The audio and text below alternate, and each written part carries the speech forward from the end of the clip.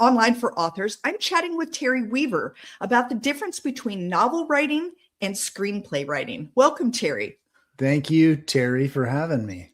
It's wonderful. And I'm not going to forget your name, which is really good, especially early in the morning. So can you tell us just a little bit about your writing experience so that we kind of understand what you've done and how it can help us know the difference between these two styles of writing? Sure. So in 2019, I wrote my first book, and I was, I believe, 39 at that time. My wife had always been telling me, hey, you're going to write a book. You're going to write a book. And I said, no. And then it just hit me and I had to do it. And so I published my first book. It's a leadership book. And I was really into the leadership space and nonfiction at that time. And I went on to write 5 more books. But before writing any more, I was cast as an actor in a TV show. And to prepare for this, I started writing the backstory of my character. And that backstory, I was having so much fun writing fiction that I just went all in and I said, I'm going to turn this into a novel. And I'm going to live vicariously through these characters. And I'm going to, at the same time, develop my character for the TV show. And so that turned into my first fiction novel, which is the Eli Ridge novel series. And I always thought, like, what would it be like to make a movie? And I love movies. I'm a huge fan of movies, and I have some favorites I can share. But what happened is I started acting in other productions. So I was a part of this TV series for 4 years, and I got cast in another movie, and this time it was as a villain, and I was a supporting character, and I love that. I mean, it's fun being a hero, but man, when you're a villain, you can really have fun. You can really escape. And so I got cast in a couple other things, and I told myself, okay, I've been a part of 4 productions, and I told myself I can actually do a better job than this. And so I took that leap into writing and producing my own movie, which came out at the end of last year.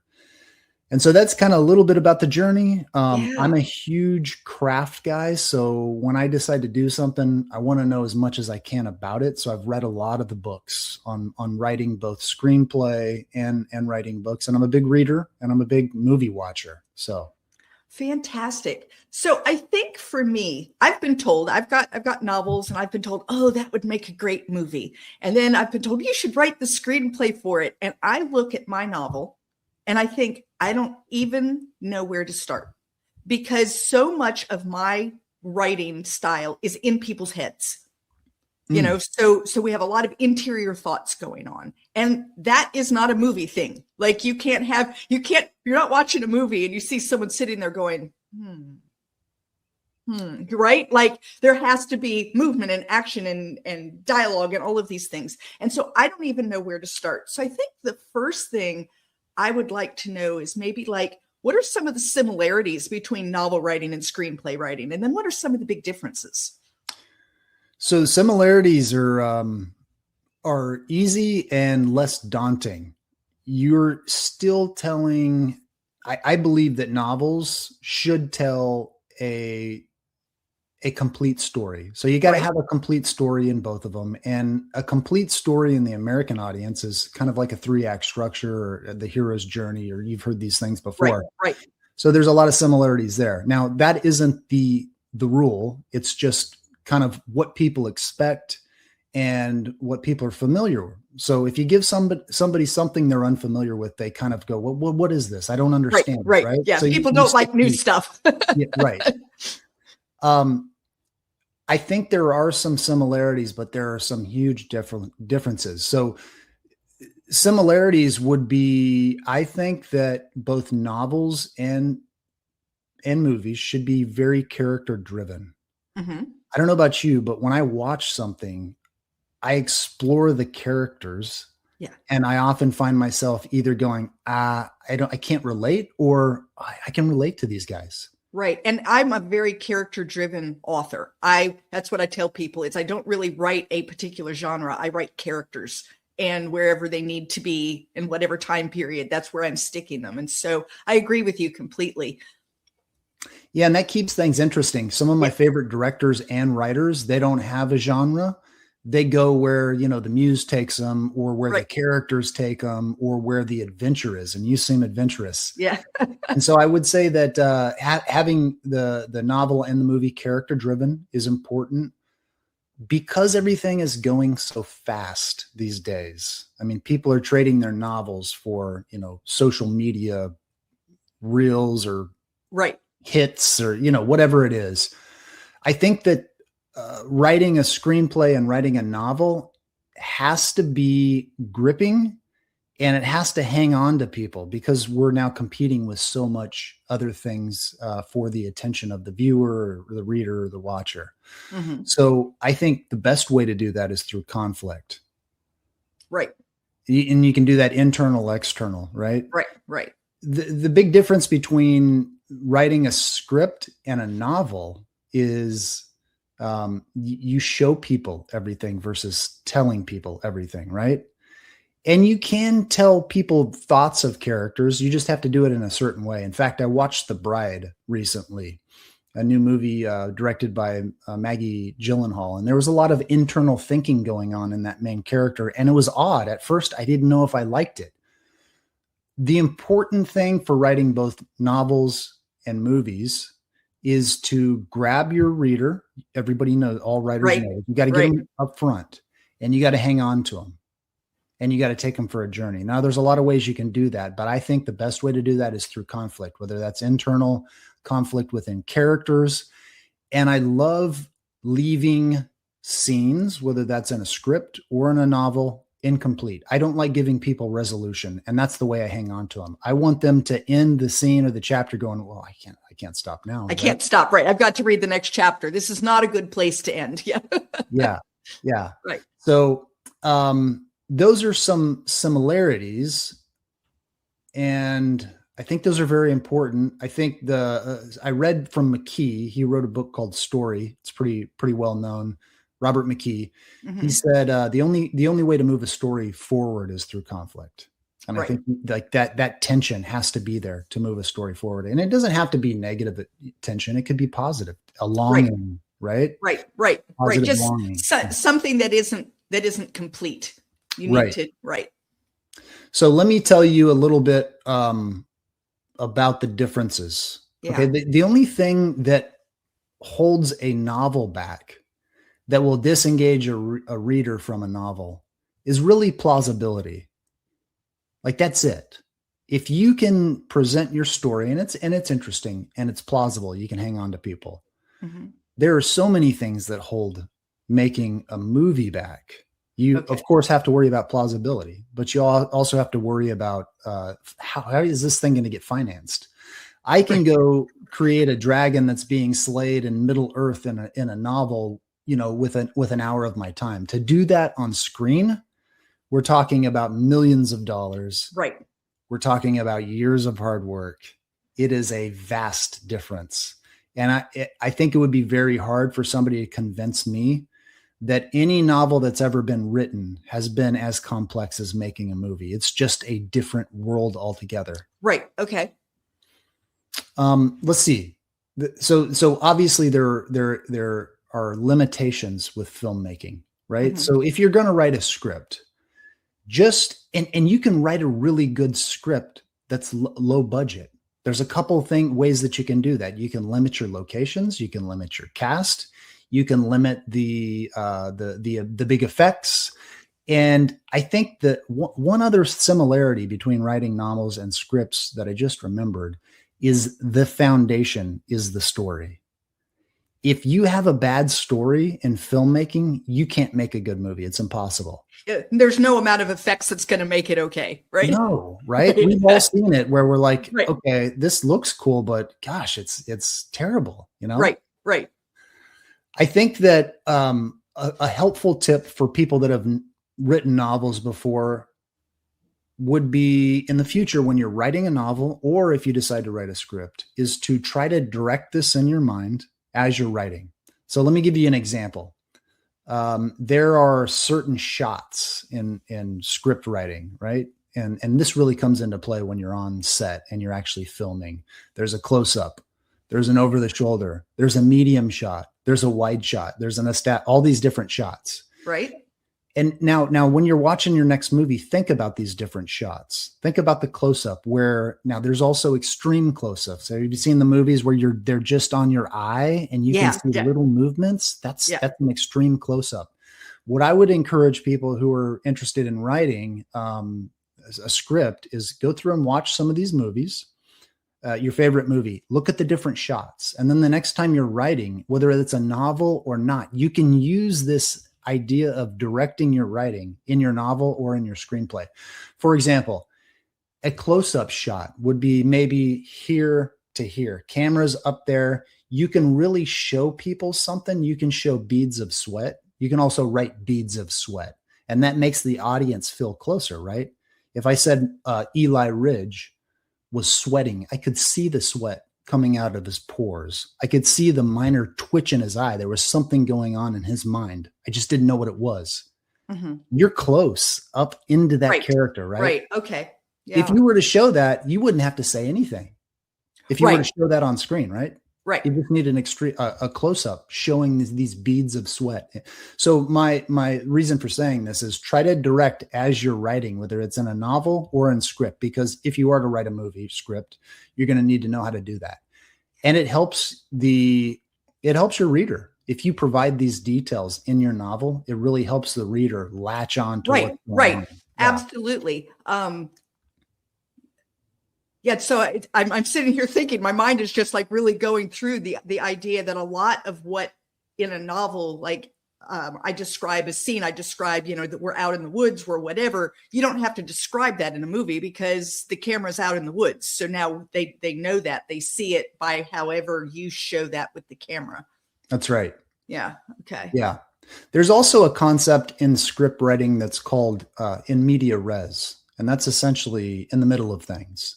Okay. So in novel writing, you have as much real estate as you want, really. Yes. I mean, you can create a tome. You're not guaranteed that you're going to get readers, and there are industry standards for novels and novellas and things like that.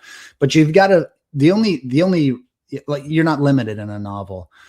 You're very limited. Every minute on screen translates into thousands or millions of dollars according to the budget. Essentially, you could break that down by minute, what it costs you to produce a movie. So, and you don't need to give them as much information in a movie because people are seeing that, and visuals are so powerful. They're so powerful. And so you can drop people right in the middle of a scene. If I put two people in an office and one was sitting up in deep thought and one was, and this person, a female, had a clipboard and was observing the other character who was kind of laying down on a couch and was in some kind of distress, we know what that is. We know that's a counselor taking notes on their patient in therapy, right? We already know these things because we know story and we've seen this a bunch of times. So you can drop people right into a scene and they'll figure it out. And you do not want to tell them what's going on. You would never want to say, now we're here in your therapy session and it's 10 a.m. and you don't need to do all that. Right. And if 10 a.m. is important, you can just show the clock at some point. It's sitting there ticking, tick, tick, tick. And right? So these are all these rules that I'm talking about. Joe versus tell, in media res. I think it's pretty neat. You can do this in novels. You can't do it as much because they're different mediums, but you can drop people right into scenes and you can give them I think the coolest stories are the ones that keep us tense and they give us just enough breadcrumbs to keep going. Yeah. And so another one of these rules for screenwriting, and my favorite director is David Fincher. He's one of my favorites. He's at the top of the list. Okay. And so I talked about plausibility a little bit, and he was asked about Fight Club. Have you ever seen Fight Club? Yes. It's a guy movie. Yeah. I've seen it. It's a wild tell. And what he was asked was, were you ever worried that your audience, by the time you get to the big reveals, wouldn't believe you? Like they would say, oh, I'm out. And what he said is, if you get your audience believing early on, and then you reinforce that believing. So just give them some fact if you have to. Here are the facts. And then just give them a few more things that they can believe. And you lead them to a point where you can drop a huge discovery or a reveal on them. And now they're going to believe it because they've been believing with you the whole time. Yeah. That's right. Yeah. Yeah. It's the same concept in like psychology and sales. If you get people saying yes and nodding, then when you come to your big ask, they're likely to go, okay, I guess. Oh, okay. Yeah. They're still nodding, right? Okay. Yeah. It's all psychology, but I think that's a very helpful tip for us writers, especially if you're going to create a movie. The kind of movies that I like to write are mysteries, and they have big reveals and they have big twists in them. For people to stay with you, you got to get them believing early on. Right. Yeah. So those are some kind of keys to screenwriting. Now there's all kinds of books out there. Some of them are good. Some of them are waste of time, and they're, but I can share a couple of ideas and books for the audience. I think that'd be great. Yeah. Yeah. So I think, let me break it up into 3 different groups. So for scripts, I would recommend, there are plenty of books out there. I have a ton of them on my shelf. The best one for a brand new script writer is a book that's called The Anatomy of Story.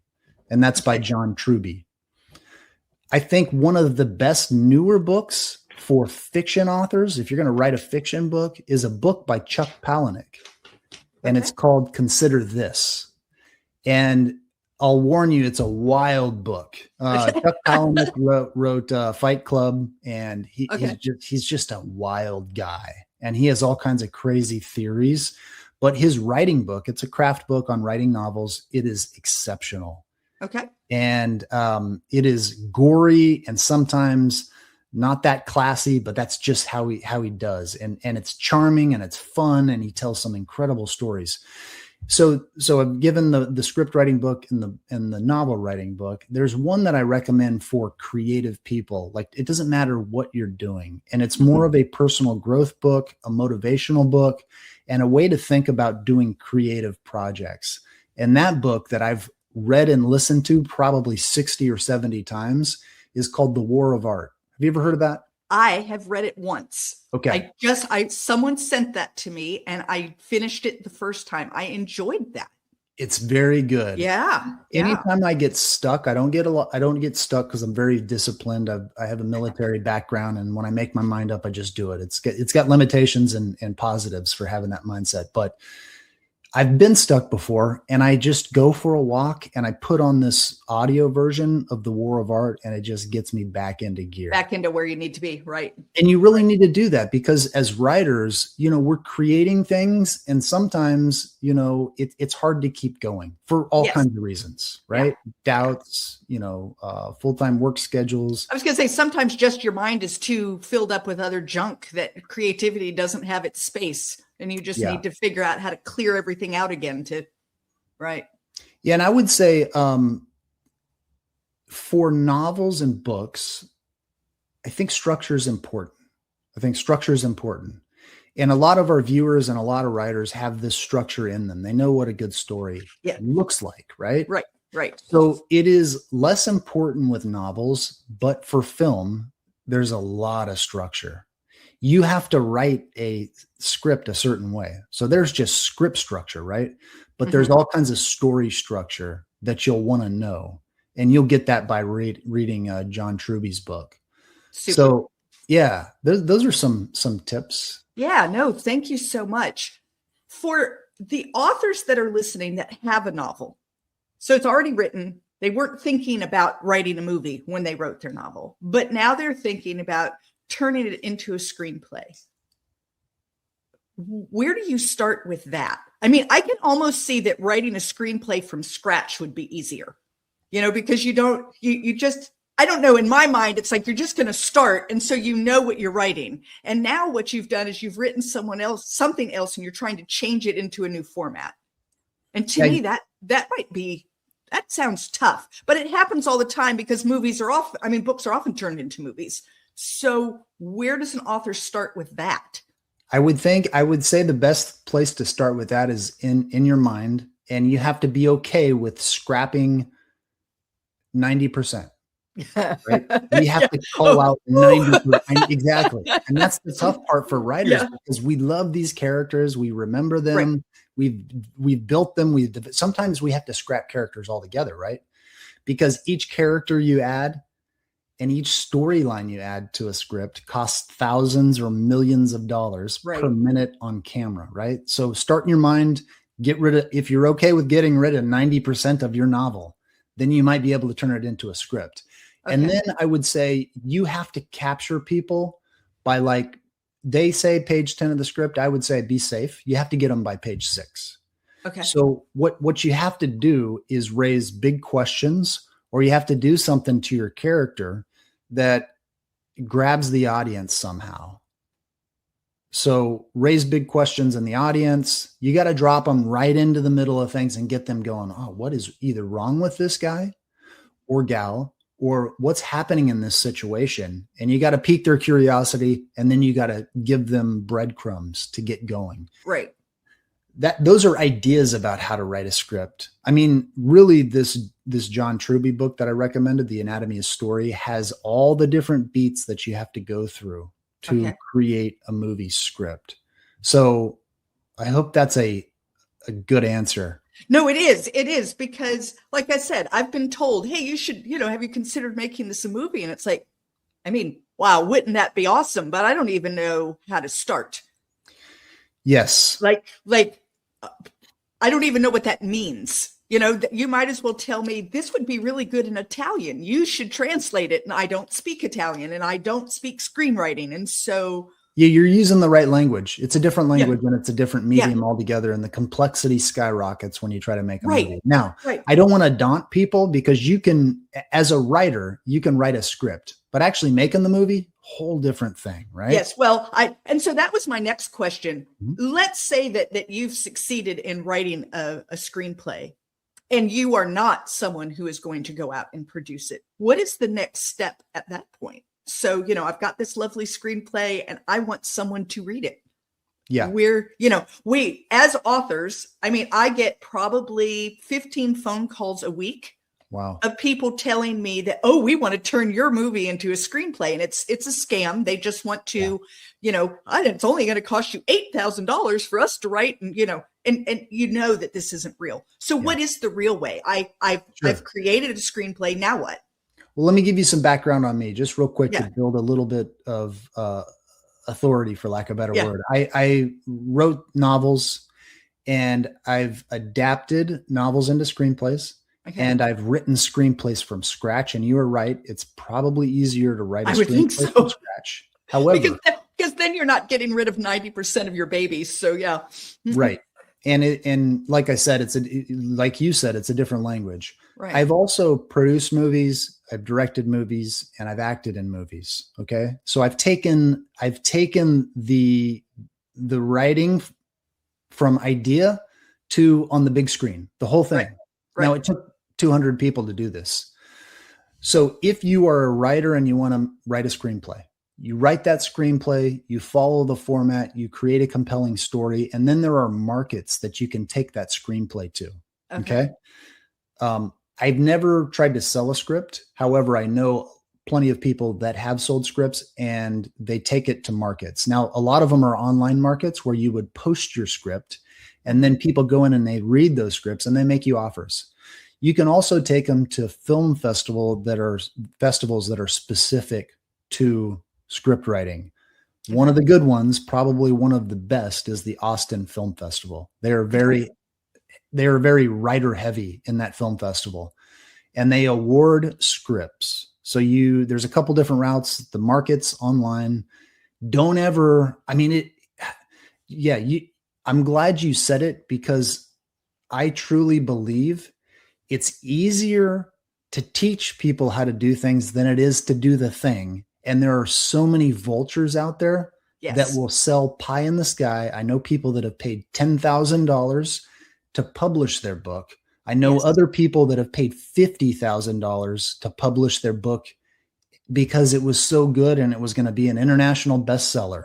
Right. And it's crazy, the scams that are out there. And I talk to authors that I know all the time about, legitimate people are not finding little no ones in the middle of nowhere and coming to you and saying, oh, I've read your book. And it's like, they haven't. I had someone the other day contact me and they said, oh, we've read your book, Daughters of Green Mountain Gap. And it's like, you did not. Like, you don't even know the title. Yeah. So I agree with you 100%. You have to be really careful. And I don't want people to fall into that trap. If you've got a screenplay, how do you get it out there? So you're saying that there are these marketplaces, there's festivals. Yeah. Look at movie festivals that are specifically geared towards script writing. Okay. That award scripts for the best, script. And also there are, if you look for script, how to sell my script, just find the online marketplaces. I wish I had a list of them, but I don't. But you can post your script, do your due diligence, use some chat GPT magic and ask, is this market legitimate? Right. How many scripts have been purchased from this market? And go with the most legitimate, because the worst thing is to spend so much time and energy on this and have it stolen. But I do want to encourage writers. I do think stories are so important. And this may sound common, but there's this quote that I've hung on to for probably over a decade. And it goes like this. It says, for a thing to endure, it must be made of words or granite. Words or granite. Oh, I love that. Yeah, it's amazing. And I got that from Chuck Palahniuk's book. So maybe it's been about 6 years, the Consider This book. And it's by a guy named Robert Stone, a big writer. And you think about the things that have endured 200 years. What are they? They're statues and stories. Right. So there's not much else. Yeah. Yeah, that's it. So these mediums that we're tapped into and we're creators of, they're so powerful and they have the ability to outlast us. And I think it's one of the coolest things when you can create a story out of thin air, right? It takes a lot of hard work. It won't happen in a day, but you can create a story, bring it out of your imagination. And if it's good enough, it can entertain people for decades or hundreds of years. It's incredibly powerful. It is. Oh, thank you for that. You've just given me all kinds of internal stuff that makes me want to run right out and write my next book. So that's great. If someone wanted to reach out to you, Terry, talk with you about what you know, talk with you about your writing, your movie producing, all of that, what's the best way to get in touch with you? I would say, well, first, I get a lot of inquiries about like, hey, I really want to make a movie, right? Yeah. Because I've made a movie and people know about it, they reach out to me and say, how do I do this? And that's too hard of a question. Right. So I've written a series on how to make a movie and I've published it on my Substack. My Substack is terryweaver.substack.com. So that's probably the best place to go and see what I've done. Okay. If you really want to learn from the things that I've done, I would say check out the movie that I just released. It's called The Beast of Trinity, Texas. Check out that writing series. And then if you want to, if you had questions, reach out through Substack. Yeah. Fantastic. So guys, I'll have all that in the show notes. I will also have the list of the 3 books that he suggested. That will be in the show notes as well so that you can grab that. Terry, I want to thank you so much. This has been a wonderful conversation. I'm still not confident that I can run out and like turn one of my books into a screenplay, but I do feel like maybe there's a chance of it now. Whereas when we got on this call, I was not so certain I would ever be able to even consider it. So thank you for that. Absolutely. Thank you. It's been my pleasure. Thank you for listening to Online for Authors, where I, Terry M. Brown, author of character-driven fiction and host of the podcast, introduce readers to characters they'd love to invite to lunch. Tune in next Tuesday for another podcast episode.